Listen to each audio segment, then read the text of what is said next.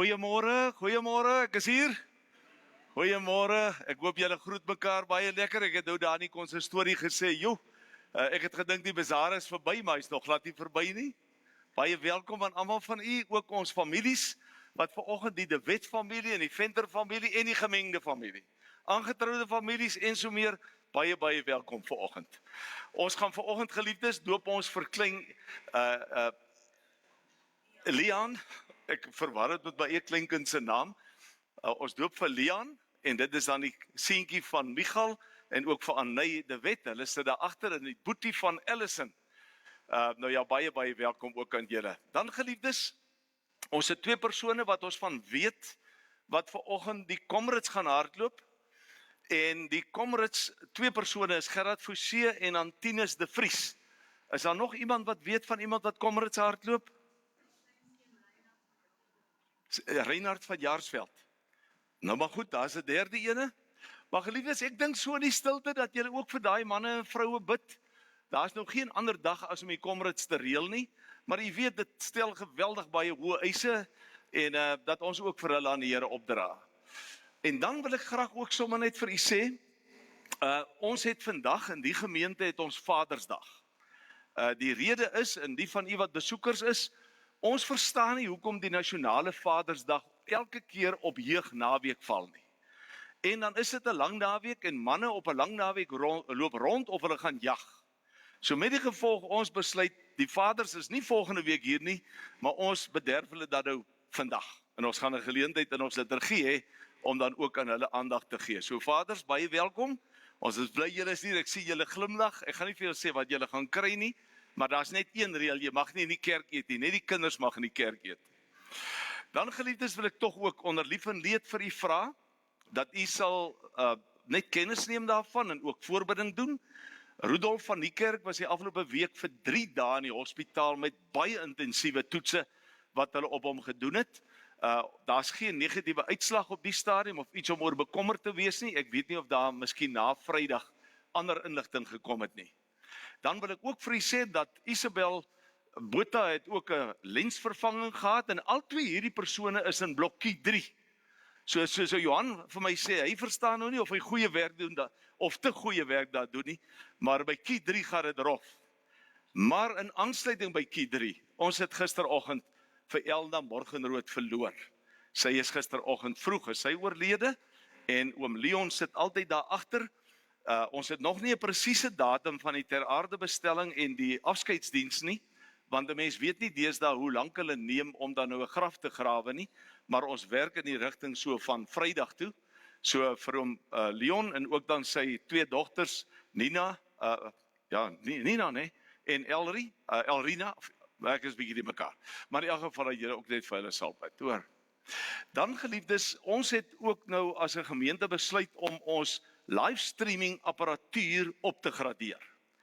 Die gemeente het 3 missiestellings. Een is uitnemendheid, die ander een is openheid of dan verbintenis. Of in Engels, excellence, openness en dan ook commitment.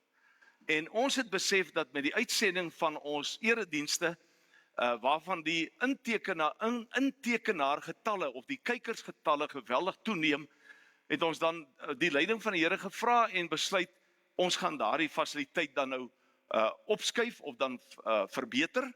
En dit is 'n som van R70,000.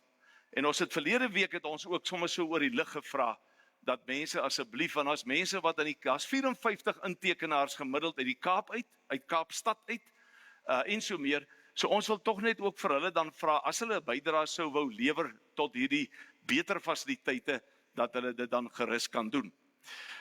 Ek dink dis omtrent al wat ek het om af te kondig. Ja, dit is al. Geliefdes, kom ons raak stil voor die Here. U het met 'n groot lawaai en baie geraas het hier aangekom. Kom ons stel ons net self 'n bietjie in. Ek het al baie dae gewonder uit my eie kinderdae uit, hoe kan 'n mens gereed wees vir die verkondiging van die woord as jou pa in die motor gesit het en toeterplaat druk en sê vrou maak gou en die een en daai een is laat en al die tipe dinge en dan kom 'n mens by die kerk en jy kry nie 'n parkeerplekkie want Mattie het op jou parkeerplek gestop. En dan kom jy weer in die kerk en dan sê jy nou het ander ou op my sitplek gaan sit. So kom ons vra net, kom ons raak net rustig. Kom ons raak net rustig en ons stel ons ook dan regtig oop vir die woordverkondiging en hierdie hele erediens. Ons gaan die Here eer met lofprysing. Ons gaan dan die Here ook eer met Vadersdag, as ek dan so kan stel. Ons hou ook daarvan om dit dan sommer ook Mannedag te noem. En ons gaan dan die Here eer met ons woord, met die bediening van die doop.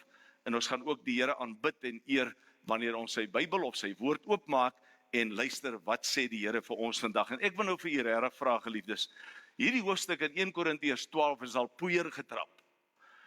Maar die vraag is, dra dit vrug in ons lewe?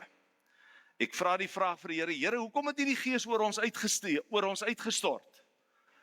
En dat 'n mens dan die Here regtig kans gee om deur sy Heilige Gees elkeen van ons van binnekant af aan te raak en nuut te maak. En ek wil vir julle sê, Moses, baie welkom. Ek kan nou nie almal onthou nie, al die name nie, maar ons wil vir julle sê, ek weet nie wie julle verteenwoordig nie, maar is lekker om julle hier te hê, hoor. Thank you very much. Nice to meet you. Nice to have you here. Kom ons bid saam.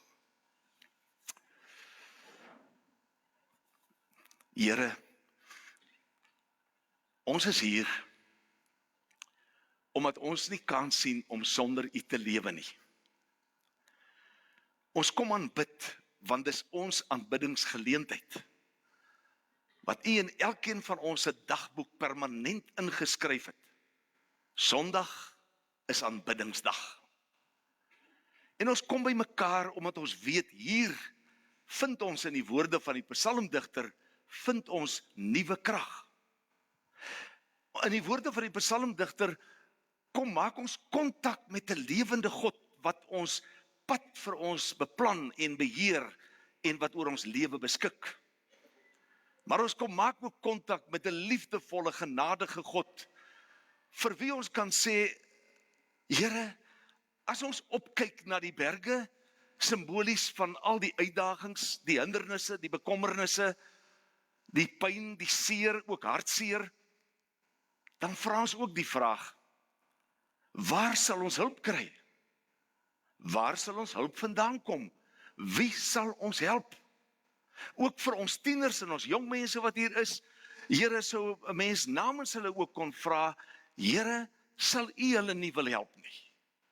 En dat hulle kom om te aanbid, omdat hulle ook die getuienis, en ons almal die getuienis het, van die psalmdigter wat dan sê, my hulp kom van die Here af. En dan nie net sommer een of ander boom of plant of wat ook al nie, maar van die Here wat hemel en aarde gemaak het. En dis hoekom ons hier is, Here.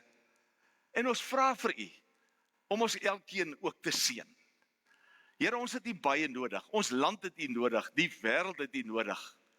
Maar ons vra dan nou, spreek u goddelike seën oor ons uit. As u dan vir elkeen hier, ook dan vir die families wat gekom het vir die doop, en vriende en vriendinne, Here, vra ons dan, gee nou vir elkeen van hulle daardie sekerheid, dat u as die Vader elkeen wil aanraak met u genade.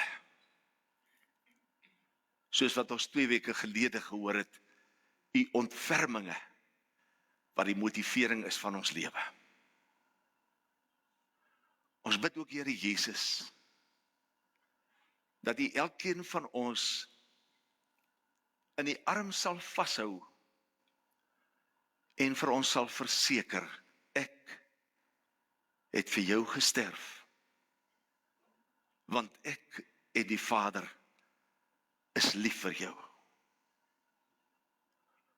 Ons bid ook, Here, dat u elkeen van ons sal seën deur die Heilige Gees, wat al die geraas uit ons koppe en uit ons harte uit wegneem, en wat vir ons die genade gee, om vanoggend u stem te hoor. Seën ons dan nou, Here. Seën ons asseblief. En die antwoord, amen, amen. Kom ons loof die Here, ons doen dit staande, ons gaan 2 ander liedere ook nog sing, 3 ander liedere, maar ons gaan staande eers net die medley sing as 'n lofprysing. So kom ons staan en dan loof ons die Here daarmee.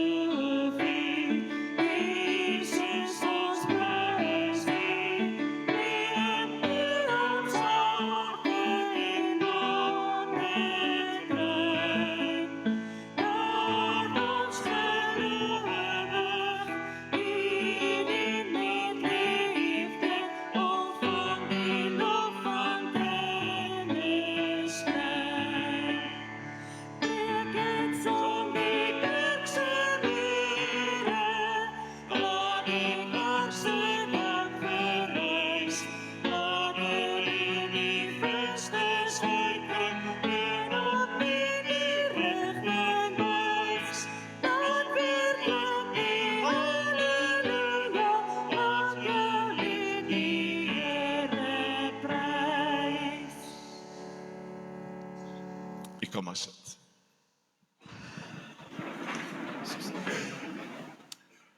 Ek het vir u gesê dat ons Vadersdag gaan vier op 'n baie kort en sinvolle manier. So ek wil sommer vra dat Stefan, dat hy vir ons na vore kom en al die kinders wat hier is, dat julle asseblief vir Stefan sal kom help. En dat hulle gaan vir julle as paas elkeen iets uitdeel. Om sommer net vir julle as paas ook op so 'n manier dankie te sê. Om ook sommer op hierdie dag te dink aan julle wat baie opoffer en so meer. Maar wat jy daai kant hoor, moenie die mamas julle mag geen vandag kry nie, hoor. Dit wat oorbly is myne.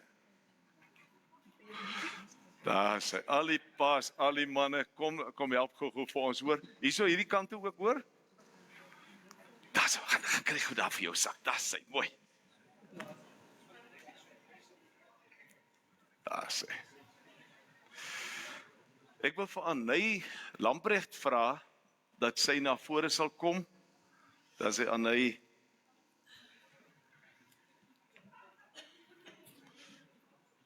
dat ons eers voor, hoe gaan met jou? Goed, hoor my nie. Gaat dit goed? Ja. Is jy besig om matriekbaas te raak? Ek hoop so. Okay. Net gesê.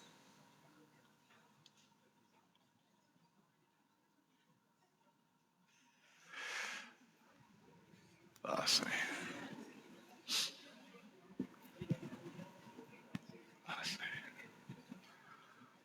As daar oorbly, kan die mamas dalk mooi vra, dan kan julle ook maar kry. Tannie Susan vra ook ene daar by jou. Tannie Susan vra sommer daar by jou ene. O, hy stap by jou verby, Susan. Daar sê.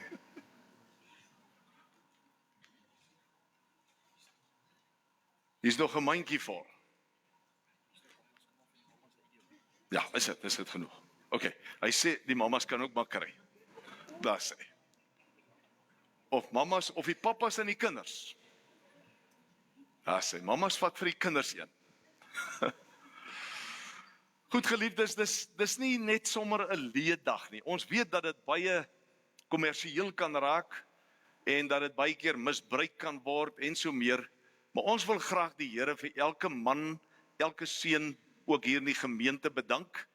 Ons wil ook vir julle vandag in 'n groot mate eer, want geliefdes, u weet self ook as vroue hoe kosbaar is mans en wat hulle ook inderdaad in jou huisgesin en ook in die samelewing beteken. Maar ek gaan nou vra dat ons miskien, lyk vir ons deel nog uit aan hy. Daar sê.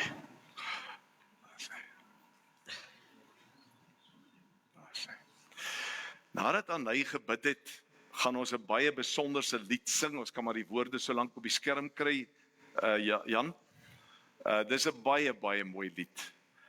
Nie noodwendig net op Paas toegespits nie, maar ook in hierdie tyd waarin ons leef. U is die lig wat deur die donker skyn. U is die een wat duister laat verdwyn. Dis 'n baie mooi lied. Ons het verlede Sondag ook gesing. En ek vang my toe self ook uit die week, hoe dat 'n mens die lied in jou gedagtes neurie, en dat 'n mens dit eintlik nie kan vergeet nie. Das. Ek het niks gekry nie. Gaan ek iets kry? Ag, baie dankie hoor, ek waardeer dit hoor. Dankie, baie dankie. Hy het toe gereken, hy kry alles wat oorbly. En hy, kom ons vra vir jou om vir ons papas te bid, en vir ons manne ook wat hier sit te bid. Daar agter sit 'n pa wat vandag sy tweede kindjie moet ten doop bring. So kom ons gee vir jou geleentheid. Sluit die oë. Here, ek wil vandag al die papas aan U opdra. Here, ek vra dat U hulle asseblief sal help. Gee hulle asseblief krag en leiding om goeie rolmodelle te wees vir hulle kinders en ook om hulle kinders meer van U te leer. Here, ek vra dat U hulle asseblief sal help om sulke goeie vaders te wees soos wat U vir ons is. Ek vra dat U hulle asseblief sal seën. In Jesus se naam, amen. Amen. Kom ons sing hierdie lied saam. Baie dankie hoor.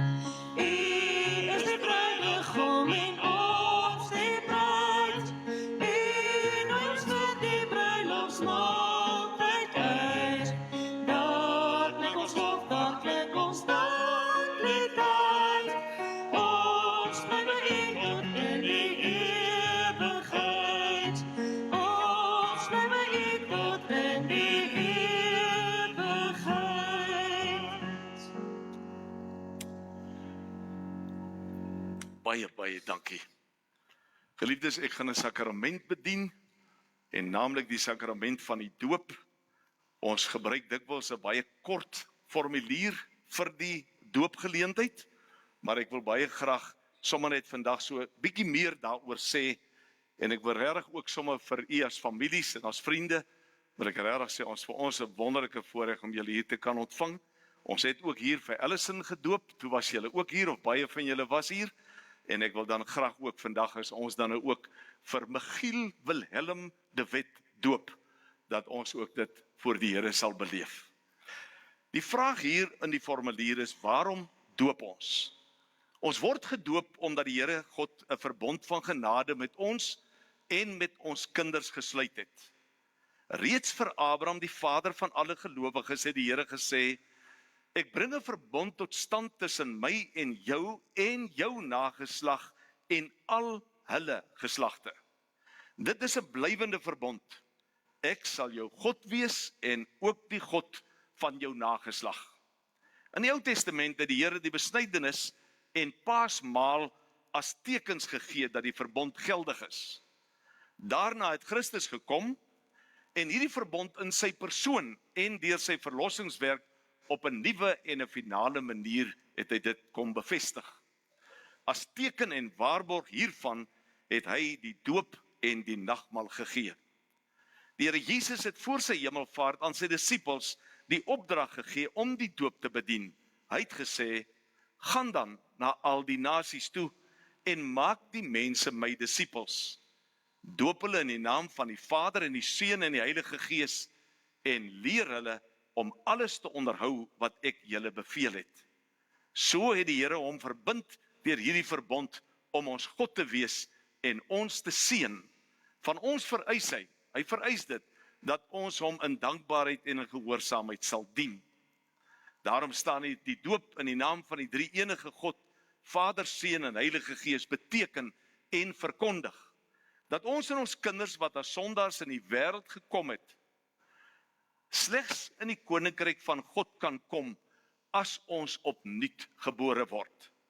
Dat die Here daardeur bevestig dat hy ons in sy verbond insluit, ons tot sy kinders aanneem en ons deel laat hê aan al die voorregte van die verbond.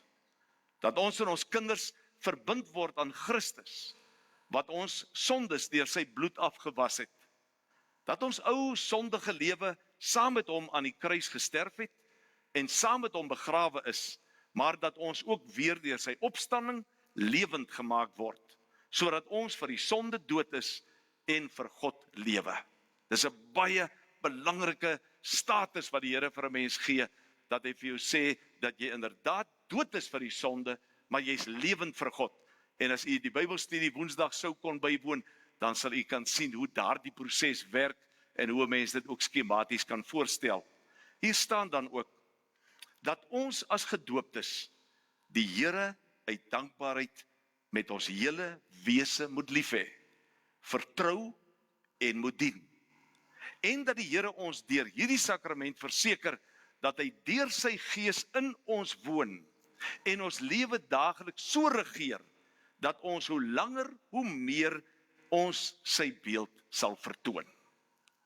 Kinders van gelowiges moet gedoop word omdat God die kind van die begin af insluit in sy verbond. En daar is inderdaad Grieks en Hebreëse terme wat ons hier kan gebruik, maar dat hy ons insluit met die gelowige ouers. Daarom is hele gesinne in die Nuwe Testament gedoop, waar die ouers tot geloof gekom het. Al verstaan die kinders nog nie die doop nie, verander dit niks aan die geldigheid daarvan vir hulle nie. Trouwens, dit beklemtoon juist die feit dat dit God is wat uit vrye genade ook in hulle geval die inisiatief vir hulle verlossing sal neem. Waartoe verplig die doop ons? Die doop bevestig aan ons alles wat God ons skenk deur die genadeverbond en maak ons telkens bewus van hierdie vaste grond waarop ons geloof berus. Daarom verbind die doop die ouers om hulle kinders soos hulle groot word oor die betekenis en die eise van die genadeverbond in te lig. 'n voorbeeld vir hulle te wees, Annie het dit ook pragtig gebid deur te sê dat papas ook rolmodelle sal word, dat hulle in die uitlewing daarvan en dat hulle doopare word dan opgeroep tot die toeëiening van God se beloftes en hulle tot deelname aan die nagmaal te begelei. So ouers, pa, ma, oumas en oupas, die taak wat u het teenoor wat u gehad het teenoor die eie kinders, maar ook dan nou teenoor u kleinkinders hou nooit op nie. Van die verbintenis wat u met God aangegaan het en hy met jou, daardie verbintenis bly staan. En daarom moet u toesien dat die kinders en ook die kleinkinders, dat hulle die Here werklik aanbid en eer. Dis in elk geval die grootste begeerte wat die Here teenoor elkeen van ons geopenbaar het. Ek wil dan vra, geliefdes, dat Michal en Anney de Wet, dat julle na vore sal kom, en dat Leon dan ook ingebring word. Daar sê, Allison, jy kan saamkom. Allison, sit hier by ouma en oupa. Daar sê,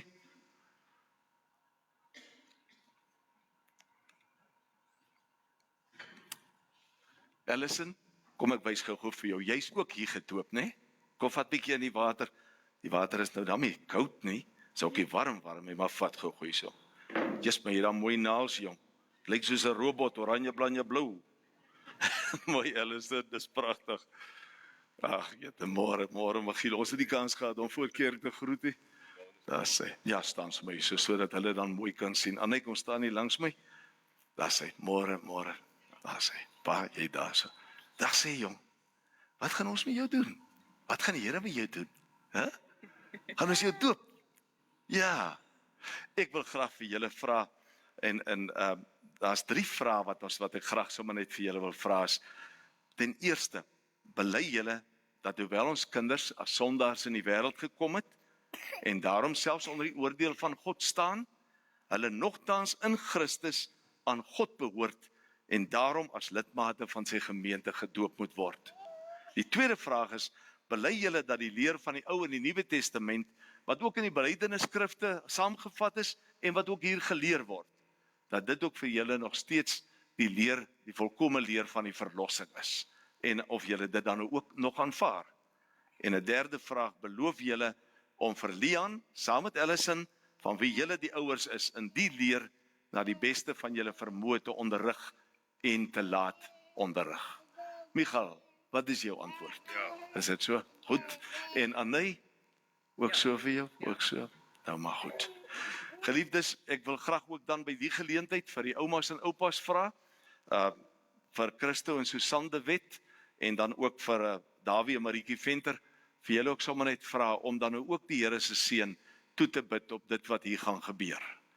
Ek wil ook vir u sê, ek gaan nie die kind doop nie, ons het daardie formaat verander. Luister dan hierna.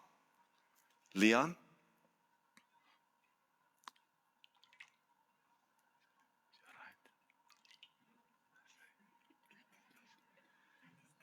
Michiel Wilhelm de Wet, God doop jou in sy naam. Hy doop jou in die naam van die Vader, en hy doop jou in die naam van sy Seun Jesus Christus, en hy doop jou in die naam van God die Heilige Gees. Dat sê. Kom ons bid saam. Dierbare Here,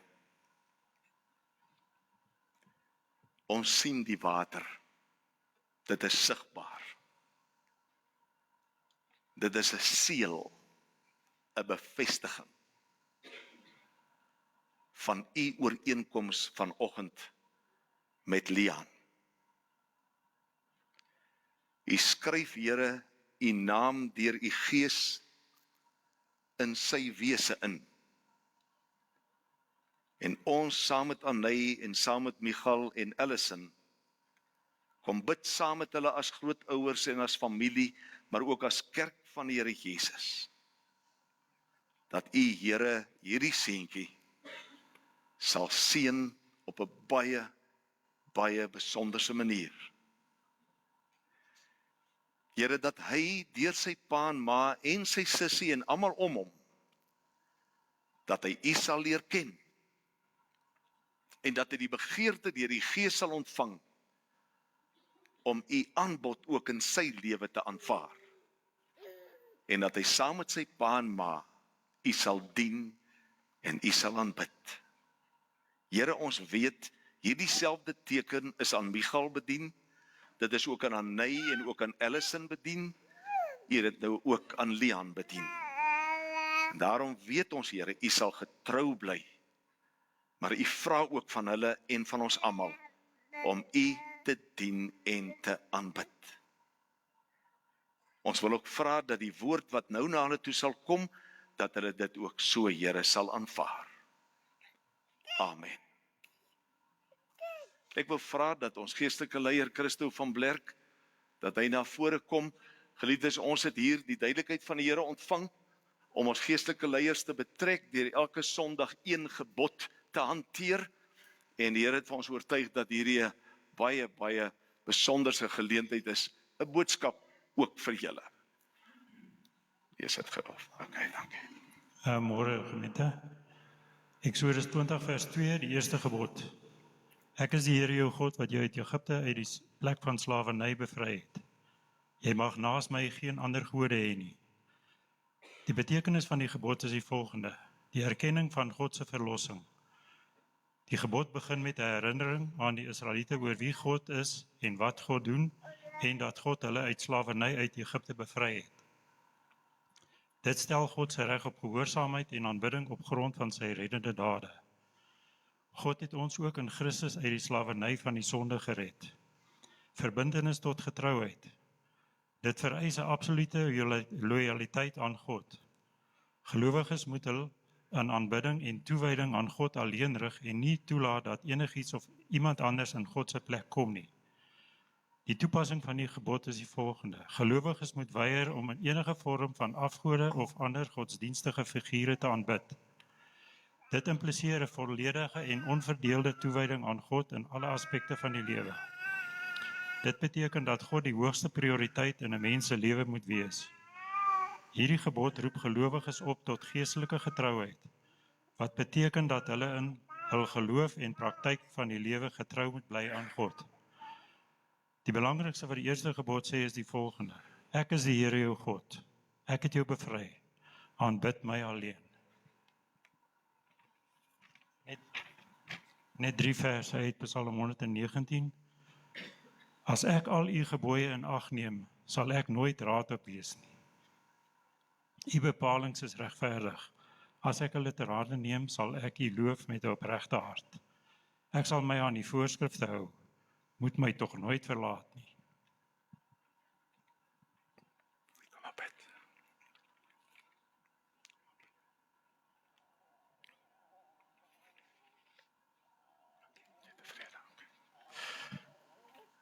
Okay, ja. Ek gaan sommer vir ons ouderling vra, vir Christo, dat hy vir ons namens die gemeente, aan hy en ook aan Michael, hierdie geskenkie oorhandig. Dis 'n Bybel en 'n kers.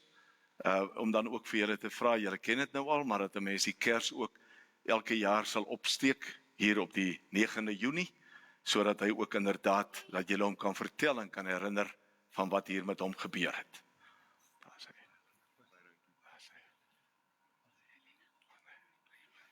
Van hy baie geluk hoor, Michael, baie geluk ook hoor. Ja, baie dankie. Kom by jy, en jy was 'n soet ouetjie, né? Ja. Daar is hy.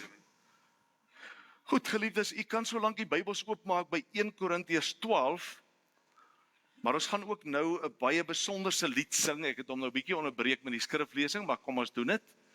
1 Korintiërs 12, en ons gaan 'n teks vir teks verklaring daaroor gebruik, maar ons wil u vra om ook juis dan in die atmosfeer van die doop, ook in die atmosfeer van die erediens, dat ons ook hierdie volgende lied sal sing, net so sittende, maar ook dan biddende. Kyk 'n bietjie na die woorde op die skerm. Hemelvader, ons aanbid U. Ook in aansluiting by die gebod wat Christo vanoggend vir ons moes lees, dis dit 'n perfekte lied om daarop ook te reageer. Hemelvader, ons aanbid U. Koning Jesus, ons bring lof aan U. Kom ons gee vir haar geleentheid.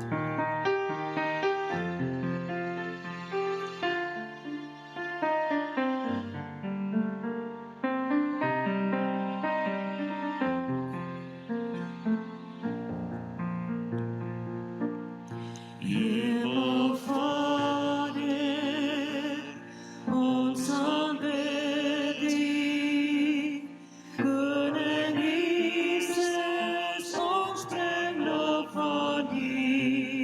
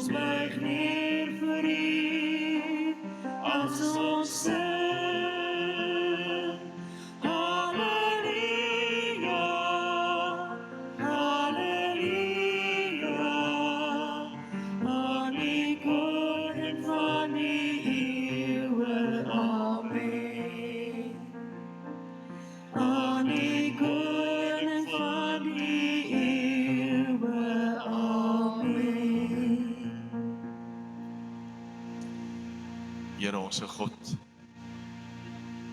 ons wil vir U dankie sê.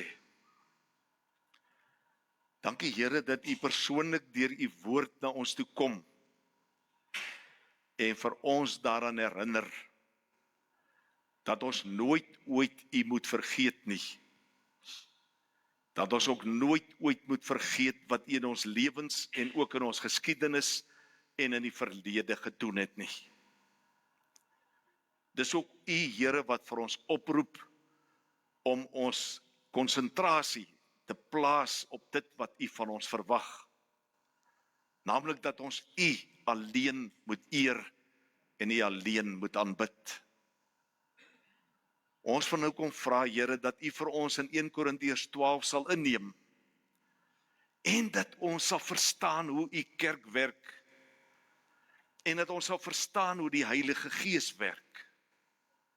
En Here, dat U diep in ons eie lewens en in ons eie harte sal inbeweeg, dat U Here in die donker gangetjies van ons lewe sal inbeweeg en dat U Here vir ons deur U Gees daar lig sal gee.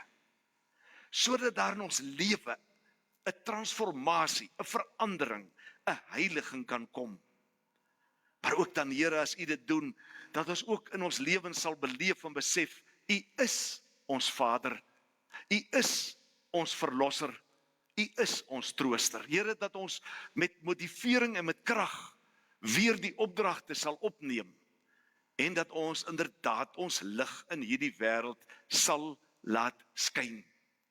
Here, ons weet ons het soveel geleenthede. Ons vra dan nou, kom onderrig ons en leer ons in U heilige naam. Amen. Ek wil graag vir u wys op die skerm. Het ons twee gawes wat ons vanoggend eintlik moes bespreek. Die eerste een is die gawe van barmhartigheid en na die diens die gawe van lering. En hier is talle van u, is daar hierdie besonderse vermoë om dan barmhartig te kan wees. Ek het al vir u gesê, terwille van ons besoekers, ons is al besig met Pinkster vanaf die 9de Mei af en ons doen dit tot en met volgende Sondag, die 16de Junie. Dis in totaal 11 preke en intussen is daar 5 begrafnisse ook tussen dit. So dis geleenthede wat die Here vir ons skep om ons te onderrig, om ons op te tel, om ons te motiveer en inderdaad om vir ons te aktiveer. Die gawe van barmhartigheid gaan ek nie in detail bespreek nie, maar u sal sien daar op die skerm staan, die gawe van barmhartigheid is 'n Godgegewe vermoë om op 'n blymoedige en praktiese manier mense wat swaar kry of in nood is, by te staan.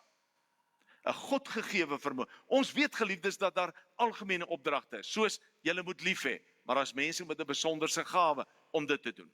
Daar's 'n algemene opdrag wat sê, julle moet diensbaar wees, julle moet ander mense se voete was, dan is dit so, maar daar's mense wat dit op 'n baie besonderse manier binne baie besonderse omstandighede doen. Net so ook met barmhartigheid, dat die Here wil hê dat ons barmhartig moet wees. Die woord barm is kom af van erbarming of dan van ontferming, wat dan beteken omgee. 'n Omgee hart in Afrikaans. Ek gaan nie die detail daarvan met u bespreek nie, maar as jy daarin belangstel, en dit is belangrik, ons het ook by die hele Pinksterreeks gesê, dit gaan nie net oor jouself nie, maar dit gaan oor iemand wat jy ken, na wie toe die Here jou stuur om te gaan sê, weet jy wat, jy het die gawe van barmhartigheid, ek weet nie of jy dit weet nie. En al hierdie inligting is in die kerkkantoor beskikbaar. Ons het besluit, ons kan nie daai boekie sommer net los en vas druk nie. Hy beland later op 'n plek wat net stof vergaar, maar as jy wel 'n afskrif daarvan wil hê, dan kan jy dit gaan haal. Die ander gawe wat ek gou vir julle net wil wys, wat ons ook vanoggend sou hanteer, is dan, is ek albei verby? Skies tog net, daar sê. Toe maar, kom ons laat dit. Ek wil vanoggend saam met u in die boek in die Bybel wandel. Ek gebruik nie altyd die term nie, maar ek wil vir u vra, maak jou Bybel oop by 1 Korintiërs 12. Die van u wat die Bybels hier het, ons het al 2 Sondae het ons vir mekaar gevra, koop vir jou 'n Bybel, bring jou Bybel en maak aantekeninge en nou ja, kom ons kyk daarna. Ek gaan die hele hoofstuk nie lees vanoggend nie, maar ek gaan dit teks vir teks, gaan ons dit hanteer en dit teks vir teks lees. Geliefdes, 'n mens besef net, weet jy gaan dit in die eerste 2 wat verse gaan jy dit hoor. God het aan sy kerk sy Heilige Gees gegee. En as ons die Bybel reg verstaan, het elke mens wat die Here Jesus Christus as verlosser bely, en in Jesus Christus as die verlosser, die Seun van God glo, het elkeen van ons en ons as sy kerk, het ons die Heilige Gees ontvang. Die Heilige Gees was 'n persoon wat in die Ou Testament baie aktief was. So moenie dink, hy het eers hier in Handelinge 2 na die wêreld toe gekom nie. Maar die verskil was, by die uitstorting van die Heilige Gees, het die Here dit nie net op sekere individue kom plaas nie. Maar julle sal onthou, met daardie uitstorting van die Heilige Gees, was daar op al die mense in die gemeente, om en by 120 mense, was daar op elkeen van hulle se koppe 'n vlam, hoe dit ook al dan verstaan moet word, maar word dit gesien en beleef as die uitstorting van die Heilige Gees na elke mens toe wat in hom glo.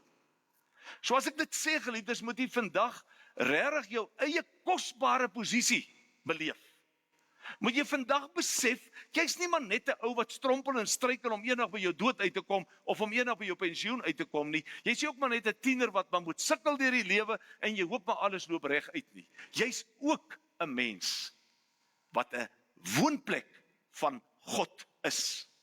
U weet, dis hoekom ons dan ook sê, die tempel in Jerusalem was beskou as die woonplek van God, maar in die Nuwe Testament het hy vir hom 'n nuwe woonplek gekry, en dis jou en my hart. Ek gaan iets vir julle vertel.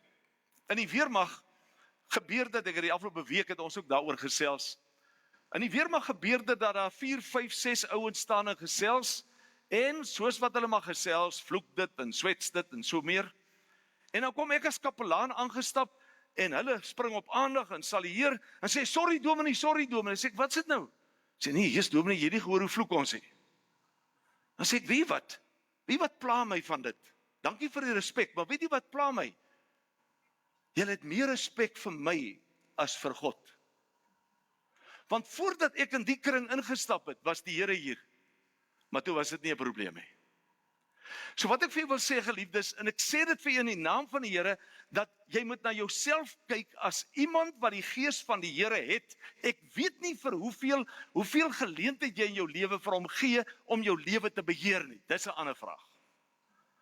As gelowige het jy dit, maar hy dalk net 'n 10% beheerende aandeel in jou lewe. Jy gee hom nie 'n kans om meer te kry nie, want jy's nog te vol van jouself.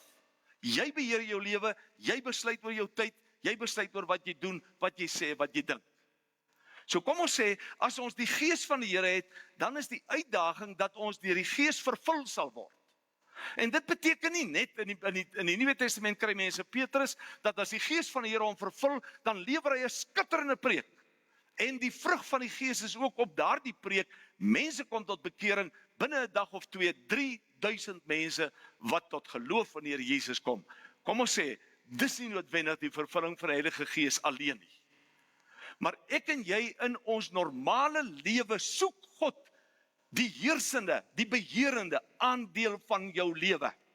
En dit gaan beteken dat jy sal moet minder drink. Dit gaan beteken dat jy sal moet minder vloek. Dit gaan beteken dat jy die Here meer sal moet dien. Want dis die verskil wat die Gees van die Here maak. Hy aanvaar 'n mens soos wat jy is. Dis die wonderlike van die evangelie. As hier vandag die grootste skurk instap, en die grootste sondaar instap, en hy kom deur in, en hy sê, ek hoor die Here Jesus is hier, hoe kan ek hom ontmoet? Dan bedien ons aan hom die volle verlossing van die Here Jesus. Hy aanvaar die Here Jesus, kom radikaal tot bekering. Maar weet jy wat's interessant? Die Here aanvaar 'n mens soos wat jy is, maar hy los jou nie so nie. Hy los jou nie so. So as ons ook vanoggend hier rondom die woord staan, as ons rondom die doopfonds staan, en hier kom die Here met sy kant van die belofte, en hy sê, ek het alles gegee, ek het my seun gegee, ek het vir jou sonde betaal, ek het my Gees oor jou uitgestort, En dan kan 'n mens vra, en jy, wat doen ek en jy? Wat doen ek en jy? Wat is ons reaksie daarop? Kom ek wys vir u. Net in 'n hoofstuk vanaf vers 12 en vers 13 kan u oor laat gaan. Daar staan geskryf, net soos die liggaam 'n eenheid is en baie lede het, en soos al die lede saam, al is hulle baie een liggaam vorm, so is dit ook met die liggaam van Christus. Kinders, kyk gou 'n bietjie daar op die skerm. Daar's 'n beter foto. Ek wil by die preek se skerm uitkom. Een wat voor daai en is hierin weer, daar's hy. Kyk net gou 'n bietjie op die skerm. As jy mooi gaan kyk na daardie prentjie, dan sien 'n mens dat daai seentjie op die skerm of daai persoon op die skerm, daar wys hulle sy verskillende liggaamsdele. Hulle wys sy kop, hulle wys sy oog, hulle wys sy oor, hulle wys dan sy neus, dan ook inderdaad, wat is daar aan die en is dit 'n arm? En so meer. Al die liggaamsdele is daar uitgebeeld, so min of meer lippe, 'n wenkbroue, 'n hand, 'n voet en dan ook 'n been. Ek dink daai twee is net omgeruil en dan ook 'n mens se middellyf. Die woord van die Here wil vir ons sê, luister gou, so lyk 'n mens se liggaam. Maar hy wil ook vir ons sê, so lyk die liggaam van die Here Jesus Christus. So lyk die kerk. Paulus gebruik hierdie beeld om die kerk daarmee te vergelyk. En dan sê hy, as jy mooi gaan kyk, die kerk, die liggaam bestaan uit verskillende dele, maar dis net een liggaam. Dis wat vers 12 en 13 vir ons sê, tot so mate dat hy sê, wanneer 'n Griek, onthou nou hoe ernstig, hoeveel spanning dit veroorsaak het in daardie tyd, as 'n Jood tot bekering kom en in Christus glo, en as 'n Griek tot bekering kom en in Christus glo, en as 'n slaaf tot bekering kom en in Christus glo, en 'n vryman kom tot bekering en glo in Christus, dan is daar geen verskil tussen daai vier mense nie. Nie 'n godsdienstige verskil nie, nie 'n sosiale verskil nie, nie 'n nasionale verskil nie, en ook nie 'n kom ons sê 'n kulturele verskil nie. Hulle is almal deel van die liggaam van Christus. As u vandag hier sit, kom ons sê, julle verteenwoordig dus vandag elke deeltjie van 'n mens se liggaam. Ons verteenwoordig elke deeltjie van die menslike liggaam. Maar elkeen dus sê het 'n funksie. Kom ek verduidelik vir u werk daai funksie. Ek lees vanaf vers 14 af. Die liggaam bestaan ook nie net uit een lid nie, maar uit baie. Nou luister net hier. Kyk wat gebeur in 'n gemeente. Dis nogal baie 'n goeie beskrywing van Paulus. En u moet dit vandag, ek vra u dat die Gees van die Here jou moet oortuig. Ek kan jou nie oortuig nie. Maar hy sê, kinders, julle moet dit ook hoor, want julle is net so deel van die kerk van die Here Jesus en net so deel van sy koninkryk. Hier staan, as die voet sou sê, omdat ek nie die hand is nie, is ek nie deel van die liggaam nie. Hou hy nie om daardie rede op om deel van die liggaam te wees nie. Hoorie, hoekom sê die voet dit? Want die voet is minderwaardig. Die voet het gedink dat om deel van Christus se kerk te wees, moet jy daar wees. Jy moet dalk die dominee of die leier ouderling of 'n ouderling of 'n diaken of leier diaken wees. Ons het nie in die kerk 'n hiërargie nie, besef jy dit? Predikant is 'n lerende ouderling, dis al wat hy is. Dan kry jy 'n ouderling, jy kry 'n diaken, jy kry 'n gelowige. Ons is almal eenvoudig voor die Here gelyk. Dit hang net af watter funksie jy in die liggaam van Christus vervul. En u moet dit vandag weet. Die Here, ek gaan dit regtig met respek sê. Die Here het nie sy gees gemors deur dit oor jou uit te stort nie. Die Here het nie sy tyd gemors toe hy sy gees gestuur het om in jou lewe te kom woon en jou lewe te kom beheer nie. Hy het 'n gees vir jou gestuur en ons het dit al met die gawes het ons dit al ontdek. En hy het vir jou 'n gawe gegee, hy het vir jou 'n vermoë gegee, hy het vir jou 'n roeping gegee, hy het vir jou 'n redding gegee. Maar daarom kan ek en jy nie rebelleer en sê, maar ek is heeltemal te klein, ek is te min nie. Ek lees verder vir u. Hier staan by vers 16. En as die oor sou sê, omdat ek nie die oog is nie, is ek nie deel van die liggaam nie. Hou hy om die rede eweneens nie op om deel van die liggaam te wees nie. Weet jy wat wonderlik is? Daar's 'n geweldige verskeidenheid in die liggaam van die Here Jesus. Daar's verskillende gesigte en weet jy, ek sien hier voor my sit. Hier sit die liggaam van Jesus Christus. Elkeen van u se gesig verskil, julle vingerafdrukke verskil, DNA verskil, dit kan ons opnoem. Maar die Here sê, deur sy woord, Jy kan nie jou distansieer en sê, ek hoort nie tot hierdie liggaam van Christus nie. Jy kan dit nie sê nie, jy mag dit nie sê nie, want die rol wat jy hier vervul, is van onskatbare waarde, en die Here wil jou roep en sê, kom dien my, kom wees gehoorsaam. Kyk 'n bietjie die volgende een. By vers 17 tot 20 staan hier, as die hele liggaam oog was, hoe sou hy kon hoor? En as die hele liggaam oor was, hoe sou hy kon ruik?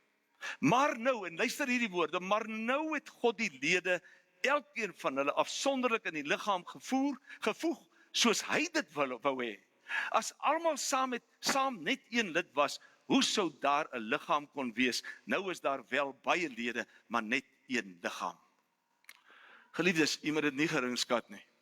Wat vanoggend hier gebeur het, en gaan lees maar 'n bietjie diep, wat vanoggend hier gebeur het, en wat met die doop gebeur het, en dit staan in vers 12 en 13. Hy sê, almal van ons, ek praat van gelowiges, is deur die Heilige Gees, of met die Heilige Gees gedoop. Dis 'n baie groter betekenis. As jy dit gaan nalees hier by 1 Korintiërs 4, vanaf vers 1 tot 10, is daar weer heeltemal 'n ander klem daarop. Dis nie maar sommer net die manier waarop ons daaroor praat nie. Dis goddelik groot. Dis goddelik groot. En dit begin nie net hier nie. Die doop van die Heilige Gees, wil ek vir sê, moet jy terugvat na die doop van die Heilige Gees alreeds in Handelinge 2 met Pinksterdag. Maar hy gebruik nie net die woord doop nie, want hy het geweet ons beklei daaroor. En ons hoef nie. Maar hy sê, luister hierdie woorde, jy is deur die Gees van God deurdrenk. Ander woord, deurweek. Ek is so spyt, ek het dit oorweeg om hier 'n spons neer te sit en water daarop uit te giet tot wat daai spons vol is. En om vir jy te wys dat die Heilige Gees is nie net, jy het nie net 'n stukkie van hom nie. Jy het nooit net 'n stukkie van die Gees nie. Hoor 'n bietjie hier. Die Heilige Gees jy het nie 'n stukkie van die Heilige Gees nie, maar hy dalk 'n stukkie van jou. Hoor jy? Dis hoekom mens nie die gedooptheid en die volheid van die Heilige Gees beleef nie, want ek en jy hardloop rond, ons lewe is vol, ons gedagtewêreld is vol, ons kry nie kans om stil te word voor die Here en om hom toe te laat om ons te vul met sy Gees nie. Daarom sê hier, die liggaam bestaan nie net uit 'n oog uit nie. En geliefdes, dis net waar in die kerk. Daar kan nie net 3-4 van daai elemente in hierdie gemeente betrokke wees of in die kerk betrokke wees. As jy mooi gaan kyk, miskien is jy vandag net die voet. Maar dan is jy nodig. Dan is jy deel van die liggaam van Christus en jy's 'n persoon wat die Gees van die Here ontvang het en wat 'n funksie het. Vat maar enige funksie. Enige funksie van enige liggaamsdeel in jou. Al is dit net die onsigbare lewer of die onsigbare pankreas of die bitterlang dun darm of die dik darm of die maag, as daar ergens 'n probleem is, sê die woord vir ons net 'n bietjie verder, dan ly die hele liggaam. Dan ly die hele liggaam. So geliefdes, as dit Pinkster is in ons kerk en as ons kan sê dan ons is 'n Pinksterkerk, niks bedoelende met 'n verkeerde en negatiewe konnotasies daarin nie, dan is ons dus mense wat deur die Gees van die Here beheers word en in wie die Gees van die Here leef. Jo, geliefdes, ek hoop jy voel dat die Here hier aan jou broekspyp bevat en vir jou sê, staan op, ek het jou nodig. Staan op, ek het jou nodig. Kyk 'n bietjie die volgende, daarvan in vers 21. Hier het ons weer te doen met 'n meerderwaardigheid. Kyk 'n bietjie wat staan, dat die oog kan nie vir die hand sê, ek het jou nie nodig nie. Hemel mense, dit gebeur aan in die kerk nie. Elkeen van ons hardloop ons eie pad, maar ons besef nie hoe nodig ons mekaar het nie. Geliefdes, ek sit ek by Leon Morgenrood hulle, en ek vra myself daar af, Here, wie moes nog vandag saam met my hier gesit het? Wie van julle die gawe van bemoediging? Wie van julle die gawe van geloof? Wie van julle die gawe van liefde? Wie van julle die gawe van barmhartigheid? En ek was alleen. Ek het nie 'n probleem daarmee nie, maar ek het gewonder, Here, waar is hulle wie u deur u Gees in besit geneem het en wat u uitstuur om dit te gaan doen? Ek weet julle gaan dit doen hierna, want julle het nie geweet Elna is dood nie, maar julle gaan dit hierna doen. So ek vra vir jou, watter gawe jy ook al het, gaan leef dit uit. En weet jy wat is die wonderlike? Jy gee aan God die erkenning deur te sê, Here, ek het nie eens geweet ek kan dit doen nie, maar ek het. Here, ek het nie geweet die Gees kan my gebruik nie. Wie is ek nou? Ek is dan maar net 'n voet. Ek is nie die oog nie. Maar kyk hierso, hy sê, die oog kan nie vir die hand sê, ek het jou nie nodig nie. Die kop kan weer nie vir die voete sê, ek het julle nie nodig nie. Inteendeel, die lede van die liggaam, en luister bietjie, dink 'n bietjie aan jou eie liggaam. Inteendeel, die lede van die liggaam, wat as die swakste voorkom, is juis noodsaaklik. En die wat ons as die minste fatsoenlik beskou, klee ons met groter sorg. Jy het klere aan, hoekom? Hoekom het jy nie handskoene aan nie? Of 'n gesigmasker? Of 'n kopdoek? Hy, weet jy, ek wil gou vir u sê, ek hoor van iemand wat donderdag aan skielik oorlede is, 'n man van 52. En toe die ondernemer hom kom haal, toe sê sy veel jonger vrou, ek wil net 'n missie op sy kop sit, want ek dink hy kry koud. Dis die teerheid wat daar in ons almal se harte leef. Ons is net te vinnig, ons staan net nooit stil nie. Nou kom sê die woord, hy sê daar is gedeeltes in ons liggaam wat onfatsoenlik lyk, wat onbetaamlik is, wat in die woord wat hier gebruik word is dat dit minderwaardig is, of ja, onbetaamlik, en ek gaan kyk na die vorige vertaling wat praat van minder sigbaar, minder elegant, swakker. Hy sê, wat doen ons met daai liggaam? Wat doen ons met daai liggaamsdele? Vriend, ons skryf nie daai goed af nie. Ons kleed dit. Ons trek dit aan, sodat dit meer eer kan hê en meer gerespekteer kan word. Iets daarvan wil die Here vir ons ook dan vandag hier as 'n gemeente sê, en kyk net 'n bietjie hierdie punt, ek wil dit graag saam met u lees daar by vers 26, net voor vers 26, maar sê, sodat daar nie verdeeldheid in die liggaam sou wees nie, maar dat die lede gelyke sorg vir mekaar kan dra. Ja, geliefdes, weet jy, dis Pinkster, kom ons noem dit Pinkster 2024. En die Here wil met elkeen van ons praat sonder uitsondering. Maak nie saak of ek al 84 is nie. Dit maak nie saak of ek net 14 is of dalk net 4 jaar oud is nie. Wat die Here vir ons wil sê is, kyk daar, die werking van die Heilige Gees en die werking van die kerk. En daarom kan ons hier vir mekaar sê, nee, ons gaan net vir mekaar sê nie. Laat die Here toe om vir jou te sê, oom, tannie, my seun, my dogter, jou tyd is nie verby nie. Ek het jou nodig. Ek wil jou gebruik. Ek het jou my gees gegee. Ek het vir jou 'n gawe gegee. Gaan leef dit uit tot eer van my naam. Kyk net 'n bietjie, ek sluit af met hierdie teks. Die teks wat sê in vers 27, julle, nie die ander partye nie die politieke partye nie ander kerkgenootskappe nie, maak nie saak nie, julle as Christene is die liggaam van Christus en afsonderlik is elkeen 'n lid daarvan. Hier staan, en in die kerk is daar mense aan wie God 'n bepaalde taak gegee het. En kom ons sê dit, nie almal dieselfde taak nie, dis wat in die laaste paar verse sê. Almal is nie apostels nie, almal is nie profete nie, almal is nie leraars nie, almal is nie herders nie, almal spreek nie in tale nie, almal is nie besig om dit uit te lê nie, almal het nie die gawe van gesondmaking nie, almal het nie die gawe van prediking en so meer nie, maar dit wat jy het, sien jou vandag 2 maniere. Jy is 'n tempel van die Heilige Gees. Sien jou vandag as iemand wat ook deur die Gees van God in staat gestel word om vir hom iets te doen. Sien jouself vandag dan ook as deel van die liggaam van Christus. En ek wil dit graag sê, Lian is nie uitgesluit nie. Kinders is nie uitgesluit nie. Julle as tieners, julle is nie uitgesluit nie. Ek praat nou die dag met iemand wat 'n rugby afrigter is. En my mond het oopgehang. Ek sê nou vir u, my mond het oopgehang tot so mate dat ek vir hom gesê het, asseblief moenie daarmee ophou nie. Want in die feit dat hy rugby afrig, het hy toegang tot jong seuns, jong manne se verhouding met God. Meer as ek, meer as jy. En die beginsels en die waardes en die norms wat daardie persoon vaslê, is God verheerlikend.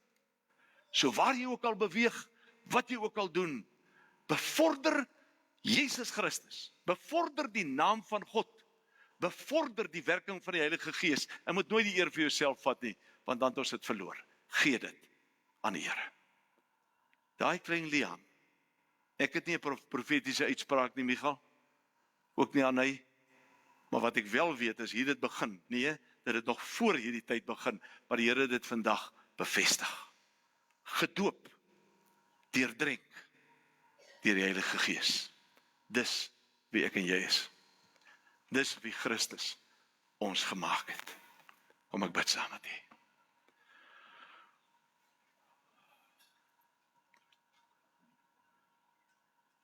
Vader, Seun en Heilige Gees. Ons het verlede week gehoor, ons identiteit lê in Christus. Hy het vir ons gesê, ons is 'n uitverkore volk. Ons is 'n koninklike priesterdom. Ons is geheilig en ons behoort aan God. En ons het 'n taak om die evangelie te verkondig. Min of meer die week voor dit, Here, het U vir ons gevra, wat is jou motivering vir die lewe? En U het vir ons geleer, die genade van God. U het vir ons gevra, wat is die wese van kerkwees? En U het vir ons geleer, selfopofferende liefde. U het vir ons gevra, watter metode gaan jy gebruik om dit te word? En dis duidelik. U het vir ons gevra, wat is die resultaat? Die wêreldbeker is goud en blink, maar ons resultaat lê hier en in die ewige lewe. Vandag kom die Here en wil U vir ons leer oor hoe die Heilige Gees werk. Wil U vir ons leer hoe kerk werk?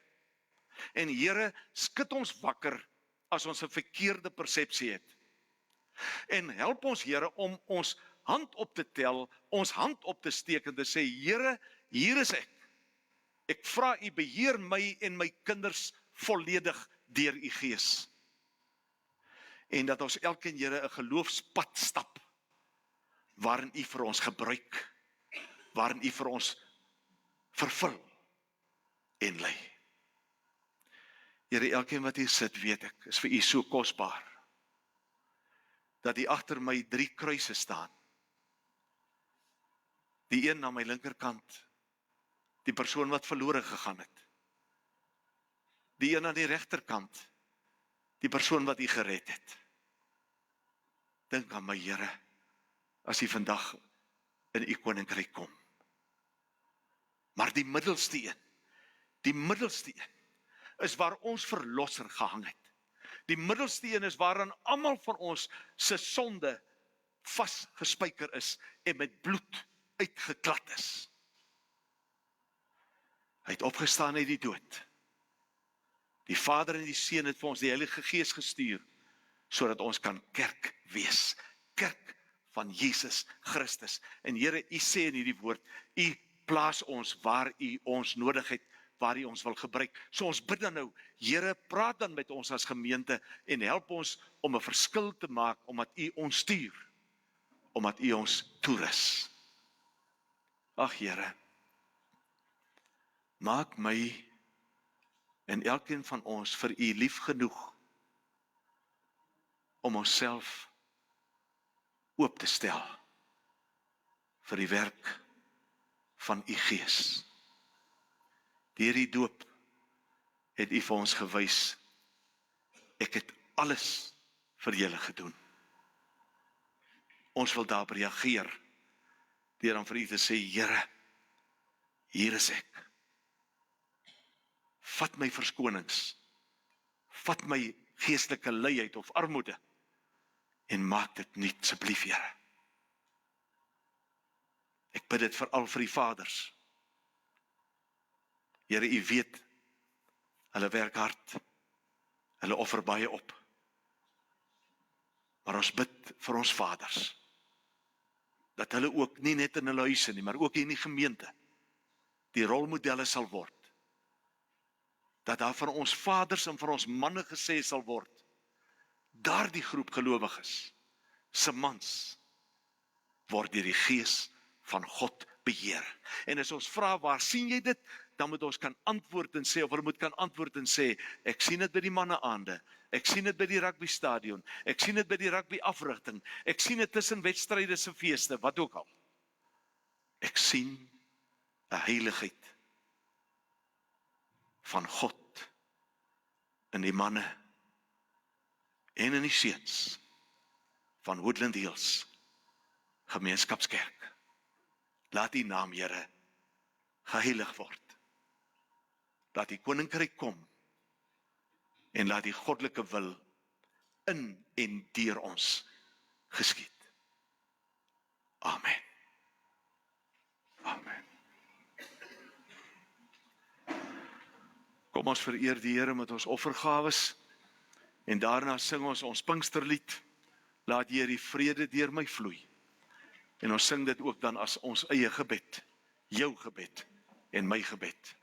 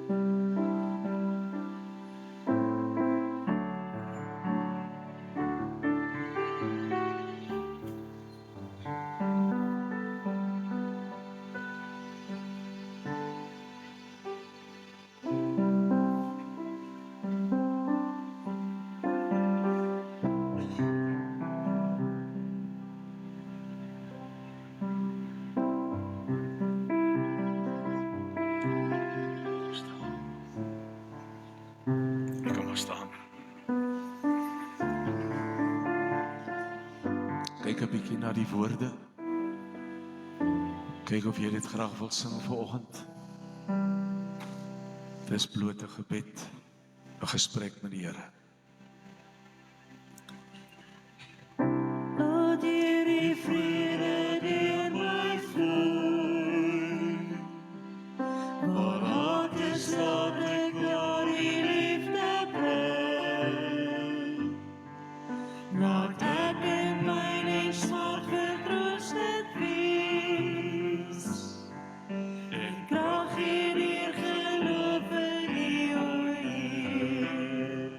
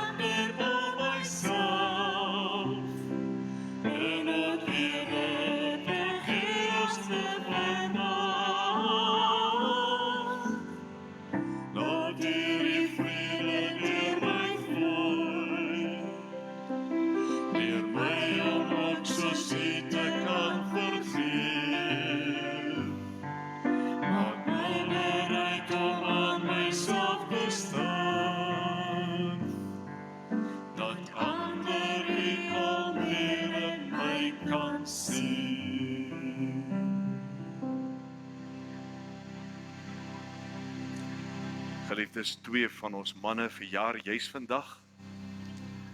Awie Kruger en Nico Steyn. Baie geluk ook aan julle. Ontvang die seën van die Here.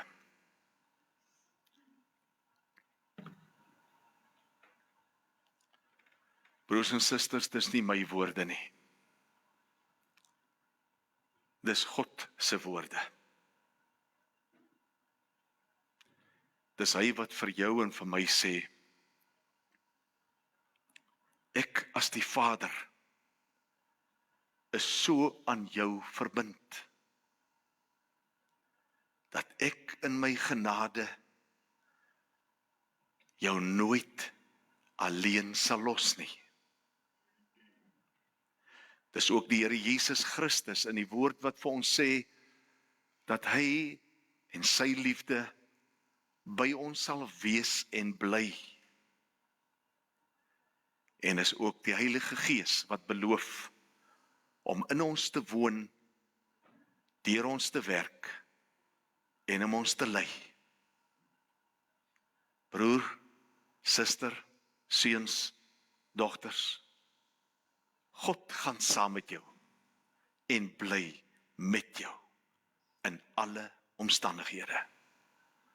Ontvang dit nou. Sê vir die Here dankie. Sê vir hom jy neem dit aan. Jy maak dit jou eie en jy stap daarmee hieruit en jy gaan daarmee huis toe en werk toe en waar ook al. God drie enig verbind hom aan jou, maar hy vra van jou dat jy sal toelaat dat die Heilige Gees jou sal vul en jou sal gebruik. Kom ons antwoord daarop. Amen.